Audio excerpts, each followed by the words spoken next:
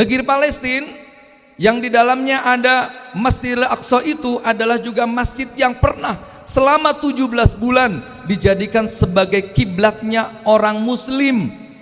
Nabi Muhammad SAW ketika berhijrah dari Makkah ke Madinah, sholatnya itu menghadap ke Masjidil Aqsa di Palestina. Kita mengenal ketika bersolawat, ya imamal qiblataini, wahai imam dari dua kiblat. Kenapa disebut imam dari dua kiblat? Karena satu hari Rasulullah sedang salat, sedang ruku, turun wahyu. Yang tadinya menghadap ke Masjidil Aqsa disuruh bergeser menghadap ke Masjidil Haram.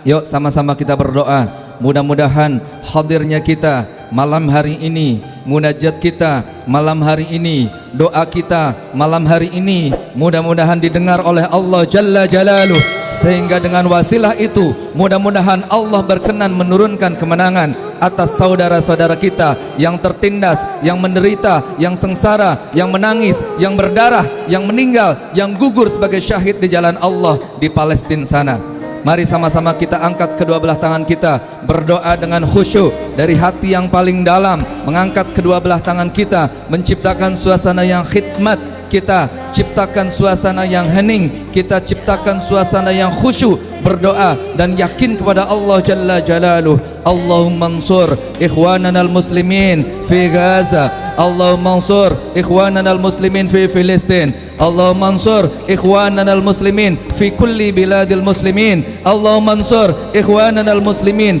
fi kulli waqtin wa hin birahmatika ya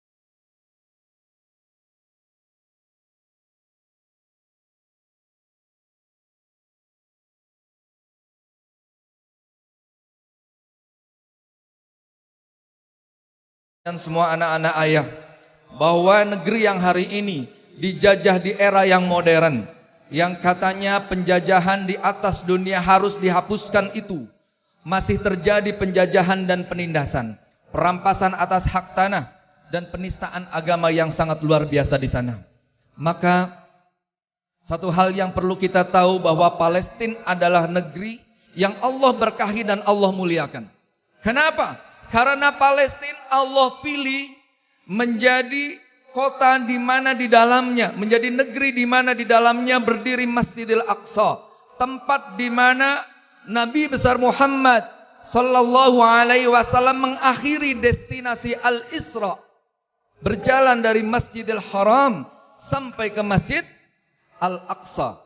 Subhanalladzi asra bi'abdihi lailam minal Masjidil Harami ilal Masjidil Aqsa.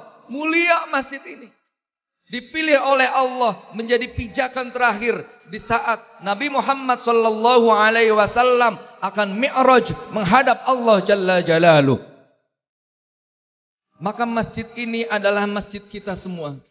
Karena Nabi Muhammad sallallahu alaihi wasallam bersabda, "La tushaddur rihal illa ila thalathati masajida." Tidak dianjurkan begitu dengan kuat perjalanan, kunjungan, ziarah tidak terlalu ditekankan, kecuali ziarah, berkunjung dan hadir di 3 masjid yang ada di permukaan bumi ini. Mana 3 masjid itu? Yang pertama Masjidil Haram yang ada di Al-Makkah Al-Mukarramah. Yang kedua sabda Nabi, Masjid Hada, ay Masjid An-Nabawi, Masjid Nabawi, masjidnya Nabi Muhammad sallallahu alaihi wasallam. Dan yang ketiga adalah Masjidil Aqsa, Masjid Aqsa. Begitu mulianya masjid ini sampai baginda Nabi Muhammad sallallahu alaihi wasallam menempatkan masjid ini di urutan ketiga dari 2 masjid yang suci, yaitu Masjidil Haram di Makkah Al-Mukarramah dan Masjid Nabawi di Madinah. Maka tidak kurang alasan bagi kita untuk membela keterjagaan dari masjid ini. Kenapa? Karena masjid ini juga adalah masjid yang akan dijadikan tempat di mana Dajjal akan dibunuh oleh Nabi Isa alaihi salatu wassalam. Anak-anak ayah semua, kau juga harus tahu bahwa Palestina itu adalah Ardul Anbiya, negerinya para nabi. Tidak ada negeri yang melahirkan nabi dan rasul lebih banyak daripada negeri Palestina. Negeri Palestina juga adalah negeri yang melahirkan ribuan, bahkan puluhan ribu para ulama dunia. Negeri di mana lahir para penghafal-penghafal Al-Quran di sana. Namun tahukah kalian, menghafal Al-Quran di Palestina tidak sama seperti menghafal Quran di pondok pesantren Baiti Jannati. Kau ngapal Quran, angin bertiup sepoi-sepoi. Waktunya makan, makan. Waktunya istirahat, istirahat. Waktunya tidur, tidur. Tapi di Palestina setiap ayat ditebus harus dengan 1 nyawa. Karena kapan saja mereka sedang murojaah, tiba-tiba bom turun. Syahid, mereka gugur di jalan Allah. Hari ini kita mesti bersyukur. Tantangan kita tidak harus berdarah, tidak harus mati. Tantangan kita hanya bagaimana kita mengusir rasa ngantuk dan melawan rasa malas. Setuju? Siap? Siap lebih rajin lagi. Kalau kau sedang malas, ingat teman-teman kamu yang ada di Palestina, mereka juga sama pengen menjadi penghafal Al-Quran. Tapi masjid-masjid mereka telah dihancurkan. Sekolah-sekolah mereka telah dirobohkan. Bahkan rumah sakit beberapa telah dibakar. Na'udzubillah summa na'udzubillah. Mudah-mudahan musibah ini segera berlalu dan Allah segera turunkan pertolongannya. Amin ya Allah ya Rabbal Alamin. Negeri Palestina yang di dalamnya ada Masjidil Aqsa itu adalah juga masjid yang pernah selama 17 bulan dijadikan sebagai kiblatnya orang muslim. Nabi Muhammad sallallahu alaihi wasallam ketika berhijrah dari Makkah ke Madinah, salatnya itu menghadap ke Masjidil Aqsa di Palestina. Kita mengenal ketika bersolawat, ya imamal qiblataini Wahai imam dari dua kiblat. Kenapa disebut imam dari dua kiblat? Karena satu hari Rasulullah sedang salat, sedang ruku, turun wahyu. Yang tadinya menghadap ke Masjidil Aqsa disuruh bergeser menghadap ke Masjidil Haram. Ya, kita berdoa, kita semua berdoa, dan malam hari ini saya mau nanya sama kalian, kira-kira kalian lebih memilih untuk menjadi burung pipit atau menjadi seekor cicak? Menjadi burung pipit. Sekecil apapun peran kita, bela saudara kita, minimal dengan doa kita dan dengan bantuan kita semampunya. Bantu sekuat dan semampu kita. Lebih dari doa, jalankan. Kan kamu punya uang jajan, sisihin tuh sebagian. Kumpulin. 2000 beberapa hari, kumpul tuh 5 juta. Nah, nanti kita serahkan. Serah penyerahan uang jajan untuk membela teman-teman penghafal Quran di Palestina. Siap? Siap gak? Minimal 5 juta siap?